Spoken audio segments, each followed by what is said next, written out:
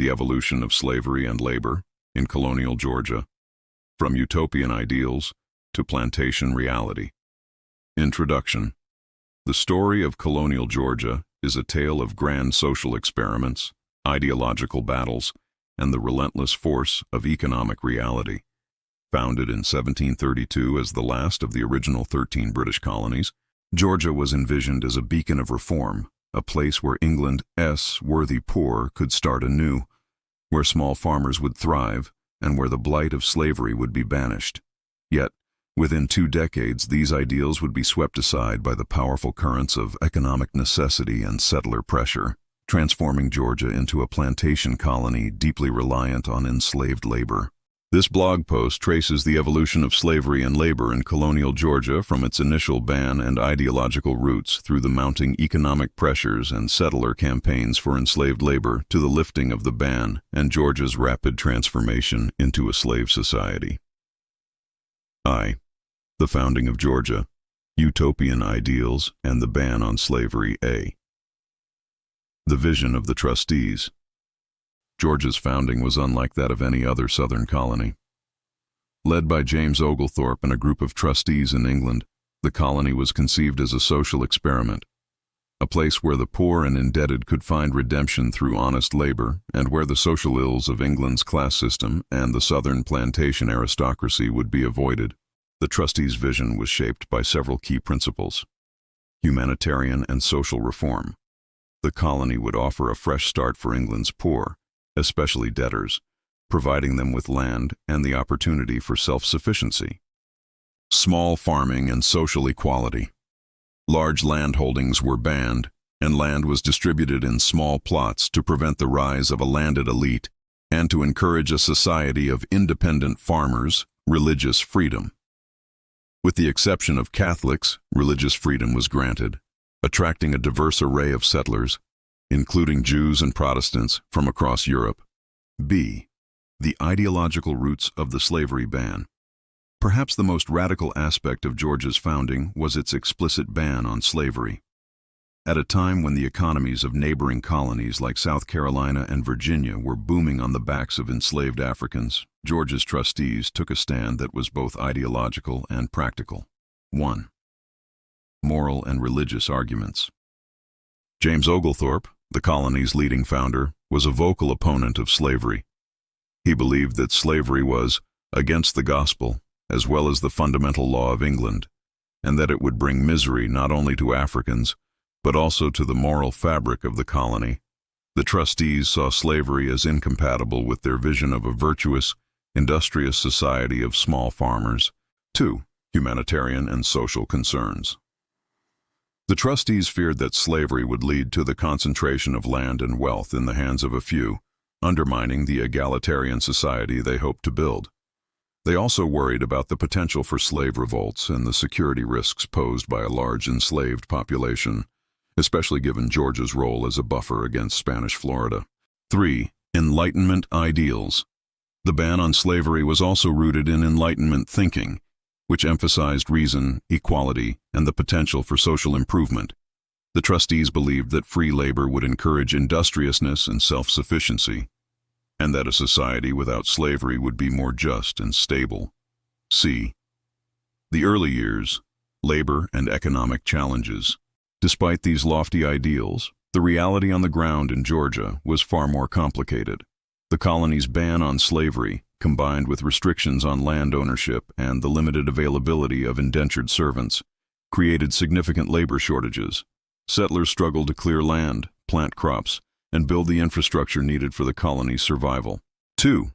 Economic pressures and the push for enslaved labor. The limits of free labor. Georgia's climate and fertile soil were well suited for labor-intensive cash crops like rice and indigo.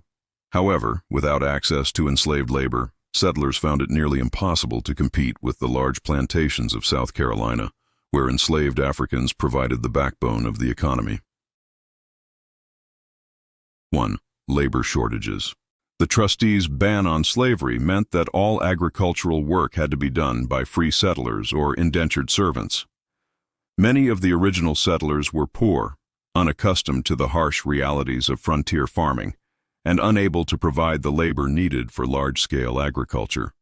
The result was chronic labor shortages and limited crop production. 2. Economic stagnation.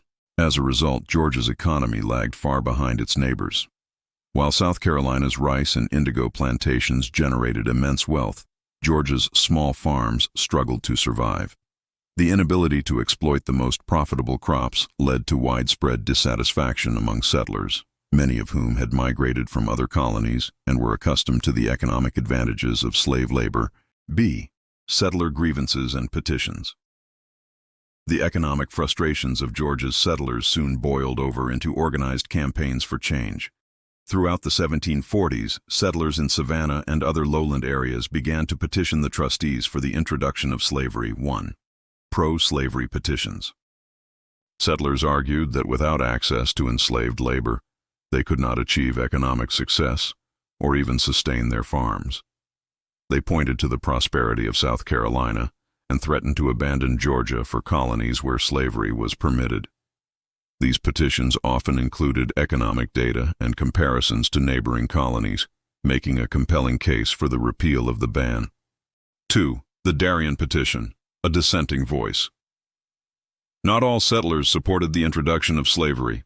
In 1739, the Scottish Highlanders of Darien, New Inverness, submitted a petition urging the trustees to maintain the ban, arguing that slavery would undermine the colony's social and economic development.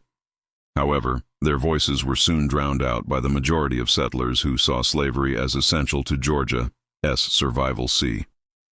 The trustees' dilemma. The trustees faced mounting pressure from colonists, merchants, and planters who wanted to introduce slavery. The debates were intense and multifaceted. Economic arguments. Proponents of slavery argued that the ban was stifling Georgia's growth and making it impossible to compete with other southern colonies. Moral and security concerns. Opponents, including some trustees and religious groups, warned that introducing slavery would undermine the colony's founding ideals and could lead to social instability and potential slave revolts. Pragmatic considerations. Some trustees, while personally opposed to slavery, recognized that the colony's survival was at stake and that continued resistance to the settlers' demands could lead to the collapse of the Georgia experiment. 3. The lifting of the ban and Georgia's transformation. The end of the experiment. By 1750, the economic arguments for slavery had become overwhelming. The trustees, unable to stem the tide of settler petitions and facing the prospect of the colony's failure, petitioned Parliament to end the ban. In 1751, slavery was officially permitted in Georgia. B. The immediate aftermath. The lifting of the ban marked a turning point in Georgia's history. Planters from South Carolina quickly moved in, bringing enslaved laborers and establishing rice and indigo plantations. Georgia's economy was rapidly transformed, and the colony soon resembled its southern neighbors in both economic structure and social hierarchy. 1. The rise of plantation agriculture. With the introduction of slavery, Georgia rapidly adopted the plantation model. Enslaved Africans became the backbone of the labor force, especially in the cultivation of rice in the coastal lowlands, and later cotton in the interior. The invention of the cotton gin in 1793 by Eli Whitney in nearby Savannah revolutionized cotton processing and entrenched slavery even further in Georgia's economic and social fabric. 2. Expansion of the slave economy. The demand for enslaved labor soared as planters sought to maximize profits from cotton and rice. By 1860, enslaved people made up nearly 44% of Georgia's population, with the majority working on cotton plantations. The forced removal of Native American tribes, Cherokee and Creek, opened vast tracts of land for white settlement and plantation agriculture, further fueling the expansion of slavery. 3. Integration into global markets. Georgia's slave-based economy was deeply intertwined with national and international markets. Cotton harvested by enslaved laborers was shipped to textile mills in the North and to England, feeding the global industrial revolution. Banks, insurance companies, and shipping lines in both the South and North profited immensely from the slave economy, with enslaved people often used as collateral for loans and as insured property. C. Social transformation. 1. Entrenchment of white supremacy. The introduction and rapid expansion of slavery entrenched a rigid racial hierarchy in Georgia. White Georgians, regardless of class, came to view slavery as economically indispensable and as a foundation of social order. Pro-slavery ideology gained prominence, portraying slavery as a positive good and a necessary component of Southern society. 2. Displacement and trauma. The domestic slave trade, especially after the 1808 ban on the international slave trade, led to the forced migration of thousands of enslaved people into Georgia. Families were routinely separated, and the trauma of displacement became a defining feature of enslaved life. Major cities like Savannah and Augusta became hubs for the sale and distribution of enslaved people. Cultural resistance and community. Despite overwhelming oppression, enslaved Georgians developed resilient communities, preserving African traditions, language, and spiritual practices. The Gullah Geechee people on the coastal islands, for example, maintained distinct cultural identities that provided strength and resistance to the dehumanizing system. 4. Social stratification. The plantation system created a powerful planter elite, but also left many white Georgians landless or working as overseers and small farmers. The economic and social gap between wealthy planters and poor whites widened, though both groups were invested in maintaining the racial order of E. Georgia in the Southern context, comparison and consequences. A. Georgia's unique beginnings. Unlike other Southern colonies, Georgia was founded with a ban on slavery and large landholdings, setting it apart from the established plantation economies of Virginia, Maryland, and South Carolina. The trustees' initial vision was rooted in Enlightenment ideals and humanitarian concerns, but these restrictions soon led to economic challenges. B. The shift to a plantation economy. Once the ban on slavery was lifted, Georgia quickly adopted the plantation model. Large-scale cultivation of rice and later cotton became the economic backbone, mirroring the economies of South Carolina and Virginia. The importation of enslaved Africans increased dramatically, transforming Georgia's demographic and social landscape. C. Economic and social parity. The transition allowed Georgia to achieve economic parity with its neighbors, as plantation agriculture proved highly profitable. The colony became integrated into the Atlantic economy, exporting agricultural products through ports like Savannah and Charleston. A wealthy planter class emerged, dominating politics, society, and the economy. D. The legacy of slavery. The economic and social structures established during the era of slavery persisted long after emancipation. Sharecropping and tenant farming replaced slavery in practice, binding black Georgians to the land and to cycles of debt. Racial segregation, disenfranchisement, and violence continued to shape Georgia's society well into the 20th century. Primary sources and first-hand accounts understanding. Georgia's transition from a slavery ban to a slave society relies on a wealth of primary sources: official correspondence, settler petitions, government records, diaries, and contemporary newspapers. These documents provide invaluable first-hand perspectives on the debates, economic pressures, and social changes that accompanied the lifting of the slavery ban and the subsequent development of Georgia as a slave society.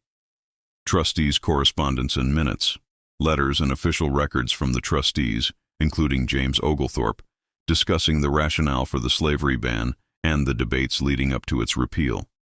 Settler petitions, documents submitted by Georgia colonists to the trustees, arguing for the introduction of slavery to address labor shortages and economic challenges. Government proclamations, official announcements regarding changes in colonial policy, including the 1750 decision to lift the ban on slavery. Contemporary newspapers, articles and advertisements reflecting the economic and social changes as slavery was introduced. Personal diaries and letters, first-hand accounts from settlers and officials describing daily life, labor conditions, and the impact of the transition on Georgia society.